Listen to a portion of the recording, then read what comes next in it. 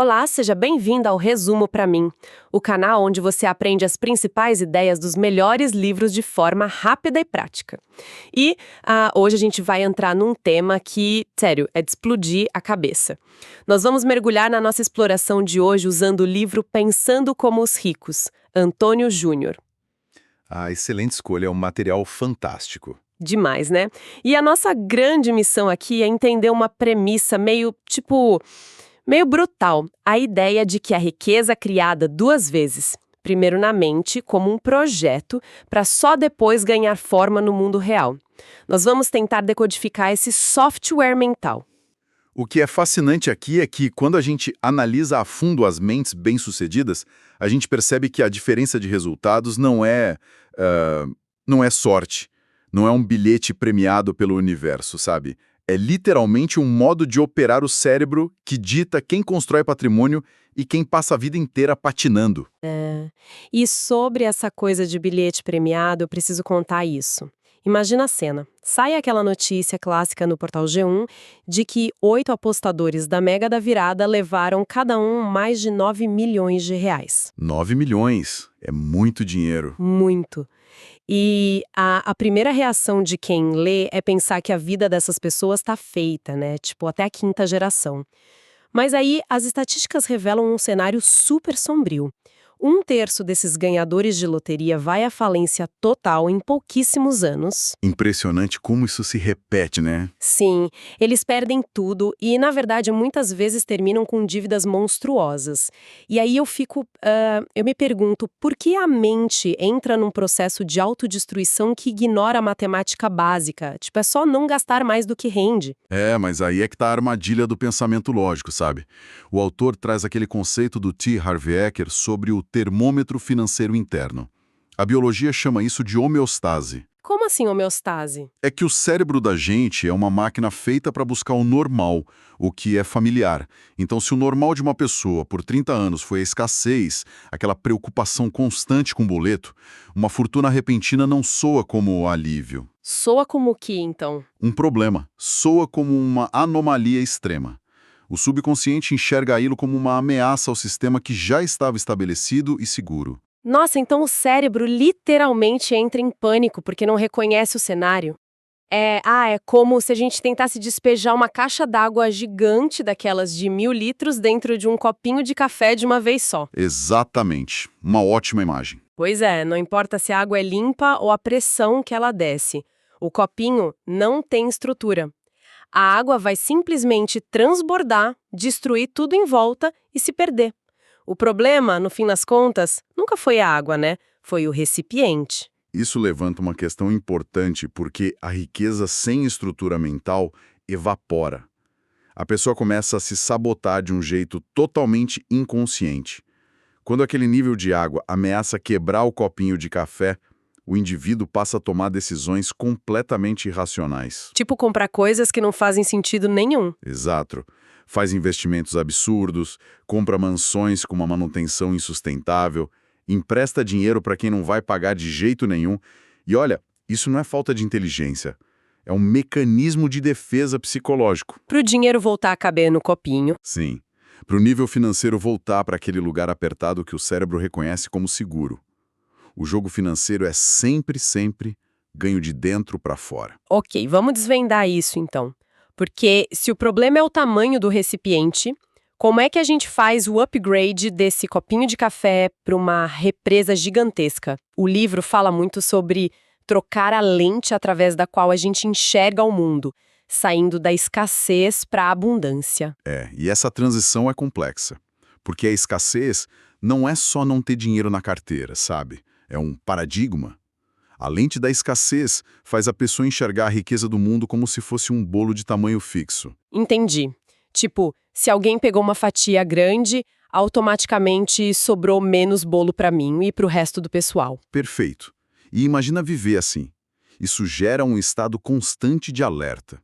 Gera inveja, uma competição tóxica. O sucesso da outra pessoa soa quase como um roubo contra você. Que visão pesada, né? Muito. Já a mentalidade de abundância opera em outra frequência. Ela entende que a economia e a geração de valor não são um jogo de soma zero. O bolo está, na verdade, sempre crescendo.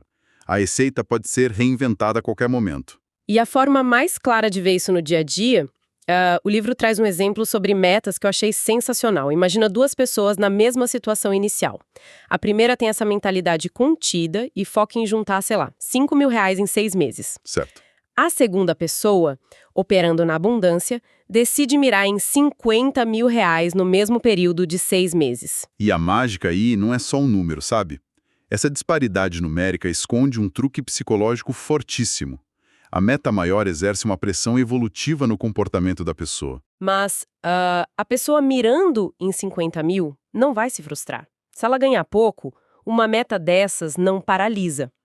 E por falar em abundância e em fazer o bolo crescer, se quem está nos acompanhando está gostando do conteúdo, aproveite para curtir o vídeo e seguir o canal. Isso ajuda muito a continuarmos trazendo essas ideias de valor. Mas voltando, não dá um certo medo de mirar tão alto assim? Dá, mas aí é que entra o lado contraintuitivo da coisa. Se a meta é só 5.000, a mente procura soluções muito ordinárias. Sabe, cortar o cafezinho, cancelar um streaming. O seu comportamento não muda quase nada. Faz sentido. Fica na zona de conforto. Exato. Mas se a meta é 50.000, o seu cérebro dá um estalo e entende que cortar o cafezinho é matematicamente inútil. Isso força a pessoa a buscar soluções extraordinárias.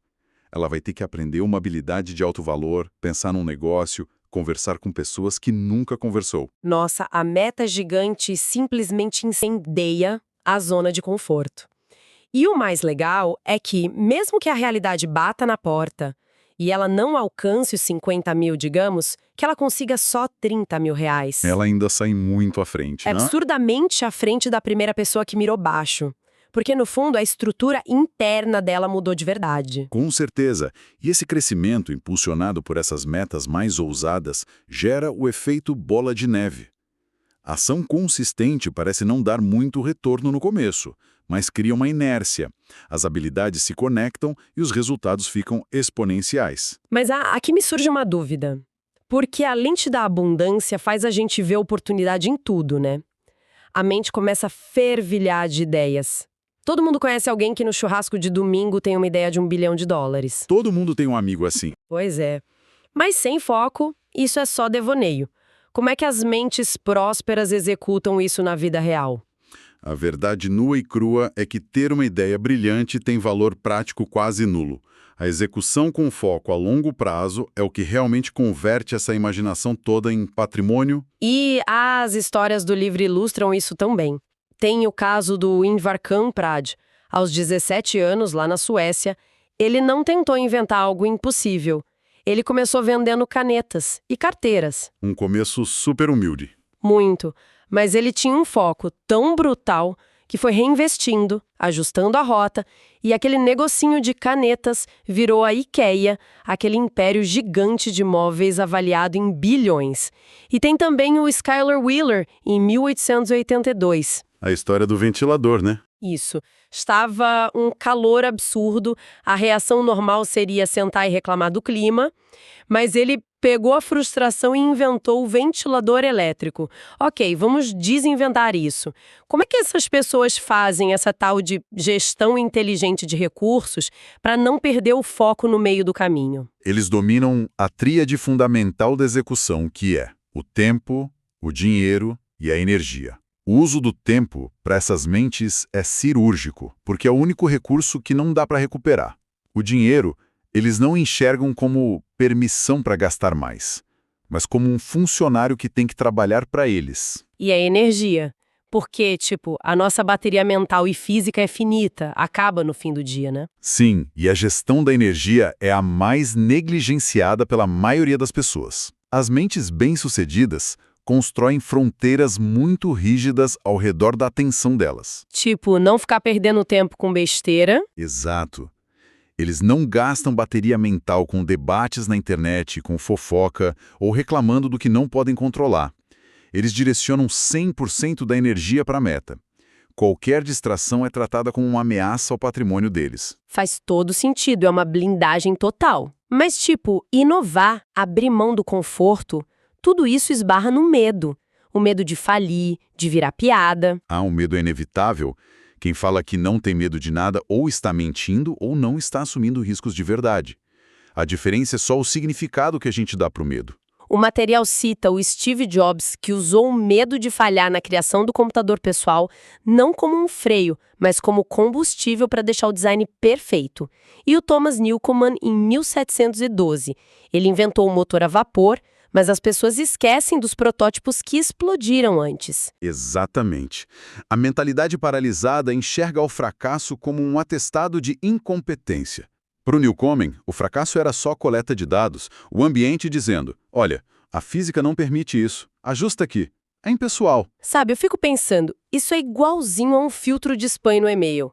Se a gente coloca regras muito rígidas, baseadas em medos e crenças limitantes, o algoritmo começa a marcar oportunidades reais de negócio como lixo eletrônico. A gente nem vê a oportunidade, o cérebro apaga antes. Essa analogia é fantástica. Se conectarmos isso a um contexto maior, existe uma estrutura real no cérebro, chamada Sistema Ativador Reticular, ou SAR. A gente recebe milhões de bits de informação por segundo, e seria impossível processar tudo. Então o SAR é o nosso filtro de spam natural. E quem é que programa as regras desse filtro? As nossas crenças. Então, se eu acredito piamente que o mercado está em crise e que está todo mundo quebrado... O seu sistema ativador reticular vai permitir que só notícias de falência e demissões cheguem à sua consciência. Ele ignora ativamente as pessoas que estão ganhando dinheiro na mesma economia, porque isso iria contradizer a sua programação interna. Você vira refém do próprio cérebro. Nossa, isso vira o jogo. Não é aquela coisa meio mística de pensar positivo, é biologia pura. Pensar na abundância reconfigura o filtro de spam para aprovar padrões de parcerias que já estavam escondidas ali o tempo todo. Exato. O otimismo estratégico calibra sua neurobiologia para enxergar soluções. Que incrível! Mas aí, digamos que a pessoa arrumou o filtro, ajustou o recipiente interno, focou a longo prazo, lidou com os medos e ficou rica. O copo agora é uma represa. O livro aponta uma ironia forte aí. Quando chegam no topo financeiro, muitas dessas pessoas sentem um vazio absurdo. Por quê? Porque acumular patrimônio tem um teto de utilidade. Chega uma hora que um carro mais rápido ou um relógio de luxo não muda sua felicidade em nada. A verdadeira evolução das mentes ricas é sair da fase do sucesso e entrar na fase da significância. Tem um abismo entre sucesso e significância, né? Sucesso é acumular para si. Significância é usar isso para transformar vidas. O Howard Hughes é o exemplo perfeito no livro. Sim, o magnata da aviação e do cinema. Isso. Ele era bilionário e excêntrico, mas no auge, ele fundou o Howard Hughes Medical Institute e colocou montanhas de dinheiro na pesquisa médica. E a instituição está aí até hoje, muito tempo depois da morte dele, salvando vidas. Isso é legado puro. É um exemplo gigante. Mas é crucial não pensar que legado exige milhões de dólares. A significância não precisa de uma fundação gigantesca. É uma construção diária. É como um rio que começa pequeno. Tipo, na forma como você trata as pessoas no trabalho? Exato. Na mentoria que você dá para um colega, na ética inegociável do seu pequeno negócio, ou no ambiente que você cria para os seus filhos em casa. E aí esse rio vai ganhando volume e força, impactando tudo ao redor. Perfeitamente. A significância acontece quando a jornada para de ser só sobre o seu conforto e passa a ser sobre quantas pessoas são elevadas junto com você. A riqueza mental transborda de propósito para nutrir o ambiente. Nossa, isso amarra tudo de um jeito maravilhoso.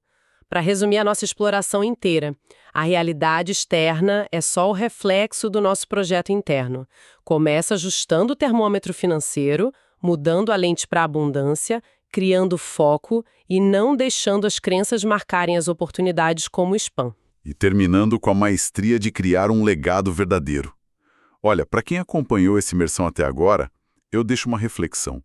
Se a riqueza começa na cabeça, qual o impacto do vocabulário exato que a gente usa quando conversa com a gente mesmo no espelho todos os dias? É uma ótima pergunta. Será que essas palavras invisíveis do cotidiano estão construindo a nossa fortuna, tijolo por tijolo, ou estão pavimentando uma falência silenciosa? Que provocação sensacional! Faz a gente repensar tudo.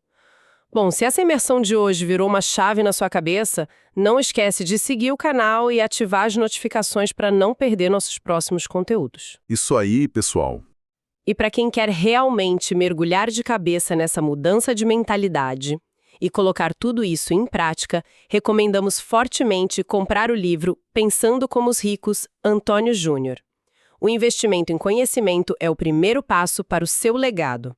Um abraço e até a nossa próxima exploração. Até lá. Continuem expandindo as próprias fronteiras.